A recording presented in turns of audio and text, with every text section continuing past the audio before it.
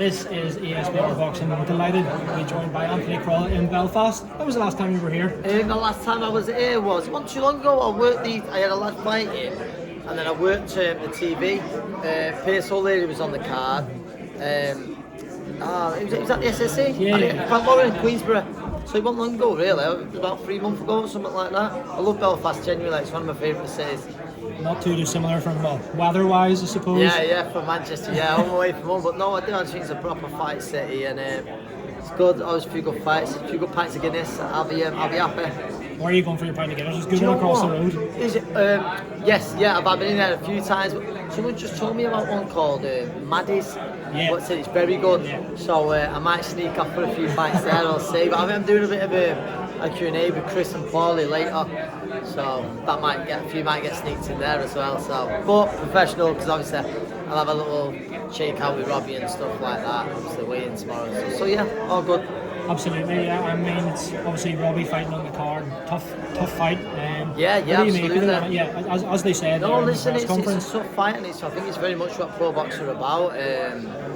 Robbie's he's at the stage where he's like, no, a few more big fights. And you see, see where we're at. He was in an unbelievable fight between a guy Lipinets, and it kills me because he was a few punches away from getting the job done.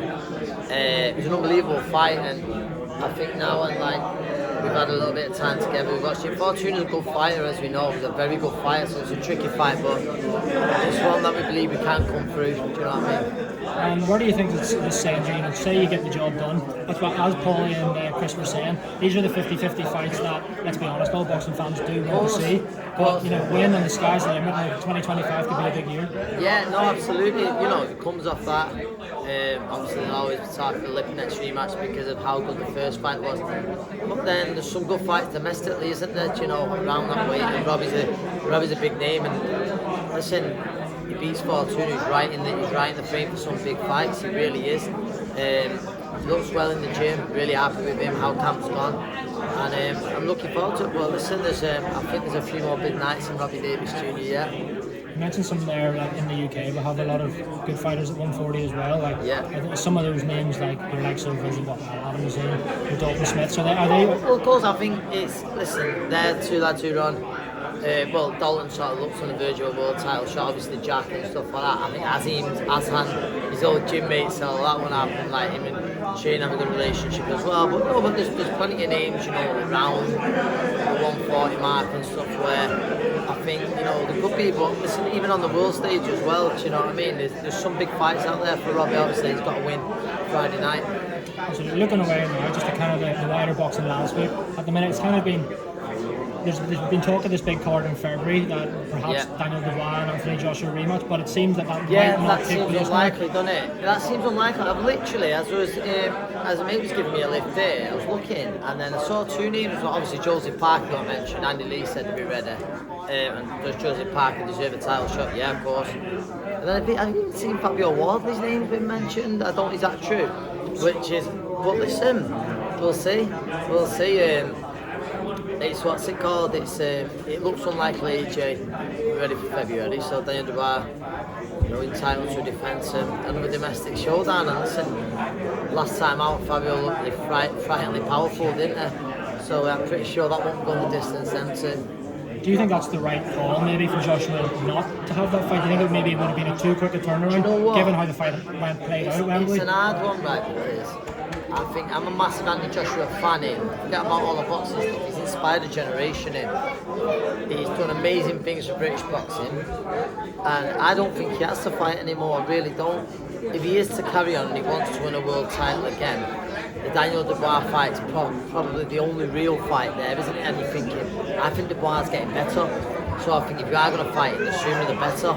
The sooner the better. But let's understand, I said at the time, other than the 5 or 10 seconds before the knockout punch, it was a one-sided fight. It was a bit of a beating, let's be honest, you know what I mean? It was, AJ never really looked in it. So it's one of them where you think, do it again, you think, it couldn't really go worse, that's not being disrespectful. So you think, at first one, it's crazy to go again, especially how one-sided that fight was, but if AJ's got ambitions of becoming world champion again, probably the only real realistic one, isn't it? Absolutely, absolutely. I saw a press conference last week as well for the rematch happening just before Christmas between Tyson Fury and Alexander Usyk. Pretty entertaining. Usyk turning up with the briefcase and all Yeah, of that. he's a smart guy, innit? There's been a lot of talk that Fury maybe looks a little bit heavier and deliberately coming in potentially heavier in the rematch. Do you think that's if you were in Fury's corner, is that something you would advise? I don't know, because listen, he's very nimble, he's Usyk, so he doesn't want to be carrying too much weight where he's going to look to use that size on Usyk possibly, because he's not going to outbox Usyk. But then at the same time, I'm contradicting myself here, there was a point in that fight where the fight looked done and dusted, didn't he, around the halfway, which is why I believe he can win again. I think you've got to make Usyk a favourite because of how the first fight ended. But I think I spoke to Tyson at I was working at the Nick Ball fight. He seemed in really good place, physically, mentally. So I don't look too much into that. I know every weight has an optimum weight, but I don't think he'll come into ever. Say hypothetical world, Joshua was to fight Dubois again and lost. Fury was to fight Usyk again and lost. If it was repeating both fights, is that fight still big? And would you still want to see it? I'll be honest, the demand's not the same for it now, is it? So if that happened, I think it'd lessen again. But do you know what? Would it still sell? Yeah, it absolutely would. So that's why there's probably a great chance it happens. But there's no denying now. Like it's if Usyk was to beat Fury again, and if Joshua just goes in back on the back of the Dubois feet, it's a great heavyweight fight, but we can't pretend it was what it once was. Do you know what I mean? Yeah, absolutely. Andy Lee did an interview recently where he said that a lot of people criticised the Fury corner were potentially in the first fight too many voices, and he came out and said that the only voice on December 21st is going to be Sugar Hill Stewart. Do you think that will benefit Tyson? Yeah, it did seem a bit all over last time. I think, to be honest, Andy Lee was giving very good advice out. I think he's a great boxing brain. I think he's a very good boxing person, Andy Lee. But I am a believer there should be one clear voice in the corner. It was a bit of chaos, and that's been well documented. And I don't believe we'll see the same corner again, like Andy Lee says. If I had to push you for a prediction on the rematch, how does it go? Yeah, I've just got a feeling Tyson's going to do it. And he regains his title, but again, it's not with any confidence. Can he stop Usyk? I think he can do. But he hit the body pretty well at times. I think he'll probably tighten the body that little bit more.